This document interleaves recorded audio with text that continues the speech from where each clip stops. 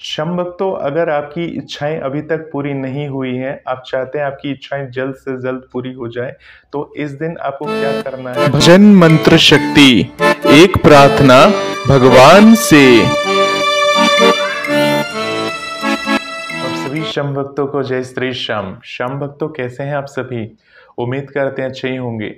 क्षम भक्तों, बाबा श्याम को प्रसन्न करने के लिए हम लोग कई तरह के उपाय करते हैं, परंतु आप क्या जानते हैं कि जो भगवान श्री कृष्ण है वो किनका ध्यान करते हैं? वो महादेव का ध्यान करते हैं, क्योंकि देवों के देव महादेव जो हैं वो परम कृपालु हैं, परम दयालु हैं।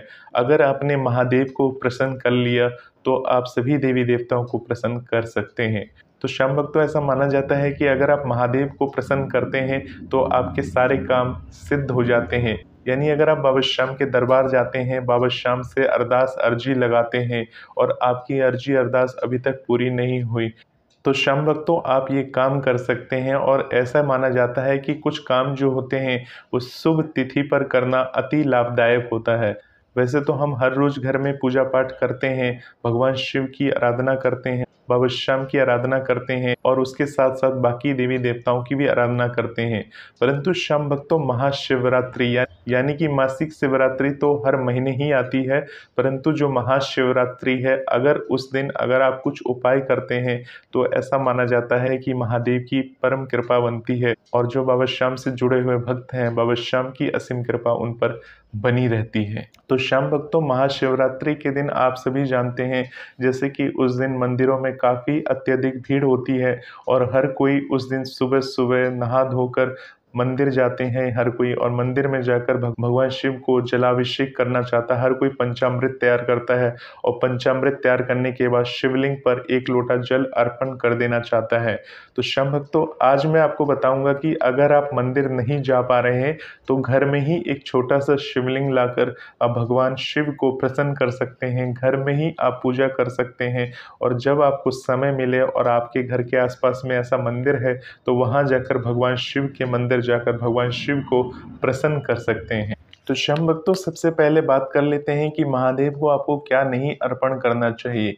यानी कि महादेव की हम पूजा करते हैं और हम देखते हैं कि हमें जैसे कि पता नहीं रहता तो हम अपने तरीके से पूजा पाठ कर लेते हैं, परंतु क्षम भक्तों, अब आप इस चैनल के साथ जुड़े हैं तो आपको हर तरीका पता होना चाहिए। तो महादेव की अगर आप पूजा करते हैं तो महादेव की शिवलिंग पर केतकी का फूल और किसी भी तरह के लाल फूल को आपको अर्पण नहीं करना चाहिए, क्योंकि शिव जी की पूजा में लाल फूल की मनाही होती है, केतकी के फूल की मनाही होती है। यानी फिर कौन सा फूल चढ़ाना चाहिए? जो नीले रंग का फूल आता है, सफ़ेद रंग के और भी फूल आते हैं, वो आप भगवान शिव को अर्पण कर सकते हैं शिवलिंग पे। क्षम भक्तों, भगवान शिव की पूजा में आपको शंख का प्रयोग फूल से भी नहीं करना चाहिए। क्षम भक्तों, बहुत सारे लोग क्या करते हैं, नारियल का फल जो होते हैं भगवान शिव के ऊपर अर्पण कर देते हैं। तो आपको भूल से भी नारियल का फल या नारियल का जल भगवान शिव के शिवलिंग पर अर्पण नहीं करना चाहिए, उससे जलाभिषेक आपको नहीं करना चाहिए, क्योंकि नारियल का जो फल होता है वो लक्ष्मी माता का प्रतीक माना जाता है और लक्ष्मी माता जो है भगवान विष्णु की अर्धांगिनी है और जो भगवान शिव हैं वो भगवान विष्णु के ध्यान में रहते हैं, यानी वो उनको ध्यान करते रहते हैं। तो इस तरह से क्षम भक्तों, जो नारियल जो है वो भगवान शिव की पूजा में निषेध माना जाता है, भगवान शिव को वो अर्पण नहीं किया जाता। क्षम भक्तों, भूल से भी भोलेनाथ को आप तुलसी के पत्ते अर्पण ना करें। कई सारे जो क्षम भक्त होते हैं वो क्या करते हैं, बहुत सारे तुलसी के पत्ते लाकर जिस प्रकार से बेलपत्र अर्पण किया जाता है उसी प्रकार से तुलसी के पत्ते शिवलिंग पर चढ़ा देते हैं, तो वो अपने दुर्भाग्य को आमंत्रण देते हैं। इसलिए भूल से भी भगवान की शिवलिंग पर तुलसी के पत्ते अर्पण नहीं करना चाहिए। क्षम भक्तों, इसके साथ साथ बहुत सारे लोग हल्दी अर्पण करते हैं। हल्दी तो वैसे पूजा पाठ में शुभ माना जाता है, शुभता का प्रतीक है। जैसे शादी विवाह होता है तो हल्दी पहले लगाई जाती है, तो इस तरह से हल्दी को शुभ माना जाता है, अति शुभ माना जाता है। परंतु भगवान शिव को हल्दी अर्पण नहीं किया जाता, यानी कि भगवान शिव को पूजा पाठ के दौरान हल्दी अर्पण ना करें, ये अशुभता का प्रतीक है। क्योंकि क्षम भक्तों, हल्दी जो है वो स्त्रियों से संबंधित है, यानी कि क्षम भक्तों, हल्दी जो है वो स्त्रियों से संबंधित मानी जाती है और शिव भगवान जो है वो पुरुष तत्व हैं, इसलिए भगवान शिव को हल्दी अर्पण नहीं की जाती है। तो शिवरात्रि के दिन यानी शिवरात्रि की पूजा तो रात के समय होगी, यानी कि शिवरात्रि का अगर आपने व्रत रखा है और उस व्रत का पारण आप करेंगे, तो व्रत का जो पारण करेंगे यानी शिव जी की पूजा करके करेंगे, यानी 4 पहर की पूजा करते हैं बहुत सारे लोग, और बहुत सारे लोग नॉर्मल तरीके से शिव जी को जल अर्पण करके और भगवान शिव को प्रसन्न करके भोग प्रसाद अर्पण करके इस तरह से पूजा करते हैं। यानी जिस दिन शिवरात्रि होती है तो दिन के समय आप मंदिर जाते हैं और मंदिर जाकर भगवान शिव को 1 लोटा जल और बेलपत्र अर्पण करते हैं, और जैसे कि मौसमी फल होता है वो फल वगैरह भी आप भगवान शिव के शिवलिंग पर जाकर अर्पण करते हैं।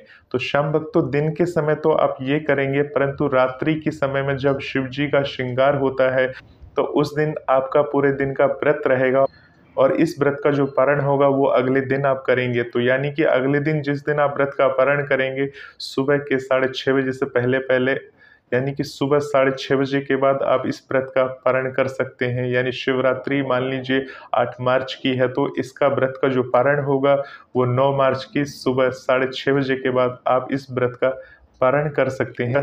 पारण करने से पहले आपको जिस प्रकार से एकादशी में गरीब ब्राह्मणों को आप भोजन कराते हैं, गरीब लोगों को भोजन कराते हैं, तो उसी प्रकार से आप कम से कम 2 लोगों को भोजन जरूर कराएं इस दिन। और ऐसा अगर आप करते हैं तो ऐसा माना जाता है भगवान शिव आपसे अत्यधिक प्रसन्न होते हैं और आपके पितरों की आत्मा को तृप्ति मिलती है। यानी अगर आपके ऊपर पितृ दोष चल रहा है, यानी कोई काम ऐसा है जो आप नहीं बन पा रहे हैं, शिवरात्रि के दिन व्रत रखकर और इसका जो पारण है सही तरीके से करते हैं आप अगले दिन, और गरीबों को भोजन कराते हैं, कम से कम 2 लोगों को भोजन कराते हैं, तो ऐसा माना जाता है पितरों की आत्मा को तृप्ति मिलती है और पितरों का आशीर्वाद आपके ऊपर होता है।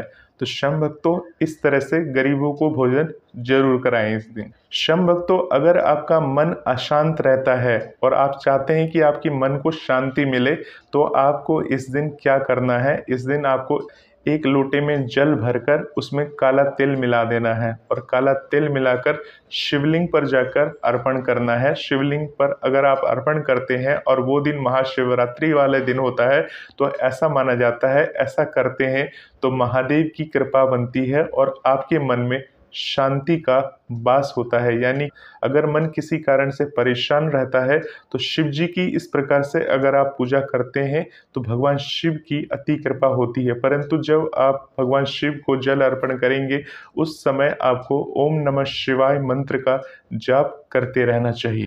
श्याम भक्तों, विद्वानों के अनुसार अगर आप चाहते हैं कि आपके घर में संतान की प्राप्ति हो और आप चाहते हैं कि संतान प्राप्ति के लिए कुछ उपाय सोच रहे हैं, तो इस दिन यानी कि महाशिवरात्रि वाले दिन आपको आटे के छोटे छोटे शिवलिंग बनाने हैं। यानी आटे के छोटे शिवलिंग बनाने हैं, 11 शिवलिंग बनाने हैं, और इस तरह से आटे का छोटा शिवलिंग बनाने के बाद उनको एक जगह रख कर एक शिवलिंग पर अभिषेक करिए 11 बार। 11 शिवलिंग पर 11 बार अभिषेक ऐसा करते हैं, भगवान शिव तक आपकी पुकार पहुंचती है और भगवान शिव आपके भाव को देखते हैं, और अगर उनकी कृपा बरसती है तो संतान सुख की प्राप्ति भी हो जाती है। ये भगवान शिव की दया दृष्टि पर निर्भर है, ऐसा विद्वान कहते हैं, जो कि मैंने आपको इस वीडियो के माध्यम से बताया। श्याम भक्तों, अगर आपकी इच्छाएं अभी तक पूरी नहीं हुई हैं, आप चाहते हैं आपकी इच्छाएं जल्द से जल्द पूरी हो जाए, तो इस दिन आपको क्या करना है, आप 21 बेलपत्र पहले से रख लीजिए। यानी कि जिस दिन शिवरात्रि का दिन हो या सोमवार वाले दिन बेलपत्र को नहीं तोड़ा जाता है, यानी एक दिन पहले बेलपत्र को तोड़ के रख लिया जाता है, तो उस बेलपत्र को तोड़ के रख लीजिए। यानी कि आपके पास 21 बेलपत्र होना चाहिए, जो पत्ते कहीं से कटे फटे नहीं होना चाहिए, और उसके बाद उसके ऊपर चंदन से आपको ओम नमः शिवाय लिखना है, और 21 पत्तों में ओम नमः शिवाय लिखकर इन पत्तों को ले जाकर यानी कि जो शिवलिंग है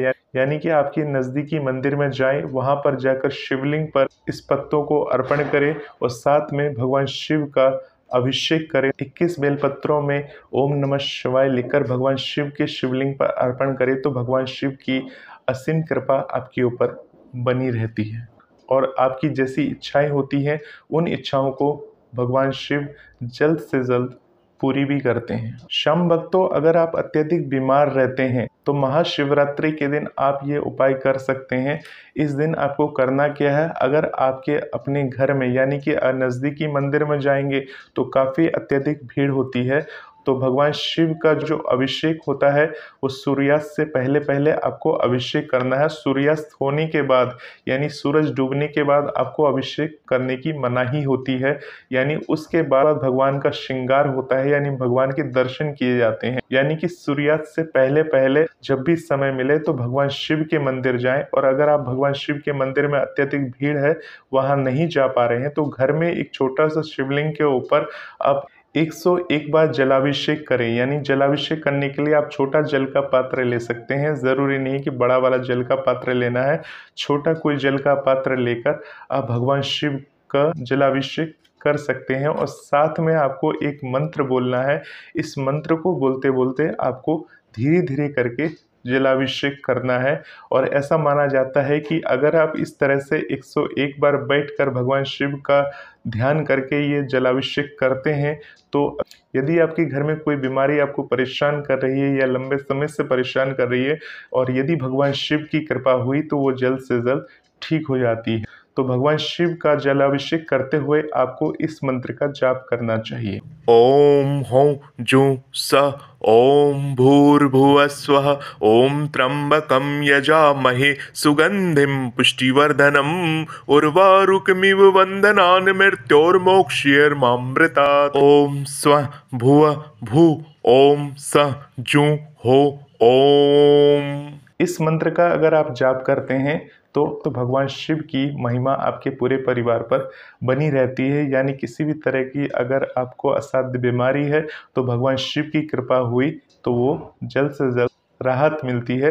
हालांकि इस दौरान आप जो इलाज करा रहे हैं डॉक्टरी, वो तो आपको जारी रखना ही रखना है। ऐसा नहीं है कि इस उपाय के भरोसे आपको रहना है। उपाय तो अपनी जगह है, परंतु जो इलाज चला रहे हैं, जिस डॉक्टर से इलाज चल रहा है, वो इलाज को चलते रहने देना है। शम भक्तों, शिवरात्रि के दिन आपको नंदी को यानी कि अगर आपको कोई बैल दिख जाए तो बैल को हरा चारा जरूर खिलाएं, और अगर हरा चारा आपको ना मिले तो आप हरी सब्जी यानी कि आप पालक, मेथी यानी कि कोई भी साग हो या हरे तरह का कोई भी ऐसी चीज हो, वो नंदी जी महाराज को जरूर खिला सकते हैं उस दिन। और ऐसा माना जाता है कि अगर नंदी जी महाराज को इस तरह से आप खिलाते हैं, उन्हें प्रसन्न करते हैं, तो आपकी जो भी परेशानियां होती है उसका अंत जल्द से जल्द हो जाता है। शम भक्तों, शिवरात्रि पर भगवान शिव को तिल और जौ जरूर चढ़ाना चाहिए। अगर आप तिल चढ़ाते हैं तो तिल से पापों का नाश होता है, और अगर आप शिवलिंग पर जौ चढ़ाते हैं तो जौ चढ़ाने से सुखों में वृद्धि होती है। शम भक्तों, अगर विवाह में अड़चन आ रही है, अगर आपको लग रहा है कि आपका विवाह अभी तक नहीं हो रहा, कोई भी विवाह या रिश्ता आता है वो टूट जाता है या हो नहीं पाता, तो महाशिवरात्रि वाले दिन आपको शिवलिंग पर केसर वाला दूध यानी कि केसर दूध में मिलाकर भगवान शिव के शिवलिंग पर जरूर अर्पण करना चाहिए। अगर केसर युक्त दूध भगवान शिव के ऊपर चढ़ाते हैं तो भगवान शिव की महिमा बनी रहती है और आपका विवाह जल्द से जल्द होने के लिए महादेव आशीर्वाद देते हैं। तो अब बात करते हैं आखिरी और लास्ट उपाय की। तो अगर आपको धन की प्राप्ति करनी है, यानी अगर आपके पास धन की कमी हो रही है, तो आपको महाशिवरात्रि वाले दिन यानी कि इस दिन आपको मछलियों को तालाब में आटे की छोटी छोटी गोलियां बनाकर मछलियों को खिला सकते हैं। और अगर आप ऐसा करते हैं तो कहते हैं भगवान शिव की कृपा बनती है। और जब आटे की गोलियां बनाकर आप मछलियों को खिलाते हैं तो उस समय आपको भगवान शिव का ध्यान करते रहना चाहिए, उनकी छवि को याद करते रहना चाहिए। और शम भक्तों, ऐसा माना जाता है कि जो ऐसा करते हैं उन्हें धन की प्राप्ति जल्दी होती है। तो शम भक्तों, फाल्गुन मास की कृष्ण पक्ष की चतुर्दशी तिथि को महाशिवरात्रि का त्यौहार मनाया जाता है, और ये जो 2024 में ये त्यौहार मनाया जाएगा, ये 8 मार्च की ये त्यौहार मनाई जाएगी। तो 8 मार्च का त्यौहार है और 9 मार्च को इसका व्रत का पारण होगा। यानी जब व्रत का पारण होगा वो सुबह 6:30 बजे के बाद से आप इस व्रत का पारण कर सकते हैं। और इस व्रत में 4 पहर की पूजा होगी। जो 4 पहर होते हैं, अगर आप इस दिन जगराता रखते हैं यानी जागरण रखते हैं तो 4 पहर की पूजा भी आप कर सकते हैं। तो 4 पहर की जो पूजा होती है उसके बारे में मैंने पहले ही जानकारी दे दी है। यानी शम भक्तों, जो महाशिवरात्रि का जो त्योहार होगा वो 8 मार्च को 9:57 से लग जाएगी और ये तिथि अगले दिन 6:17 तक रहेगी। यानी 9 मार्च 2024 को 6:17 तक ही ये तिथि रहेगी। तो इस दिन उदया तिथि का कोई मतलब नहीं होता, यानी कि उदया तिथि नहीं देखना होता, यानी शिवरात्रि 8 मार्च की ही मानी जाएगी। व्रत का पारण 9 मार्च को ही होगा। तो होपफुली शम भक्तों आपको पूरी बात समझ में आई होगी। ऐसे ही वीडियोस को देखने के लिए इस चैनल के साथ जुड़े रहें। मिलते हैं एक नए वीडियो में, तब तक के लिए आप सभी शम भक्तों को जय श्री श्याम। हर हर महादेव।